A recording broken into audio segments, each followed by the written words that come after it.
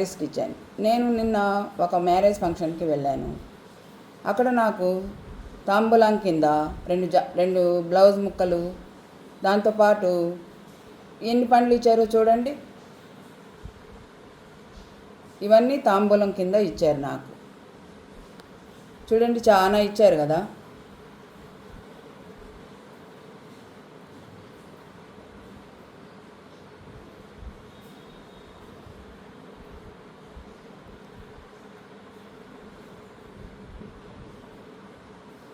అది ఒక నిశ్చితార్థ ఫంక్షన్.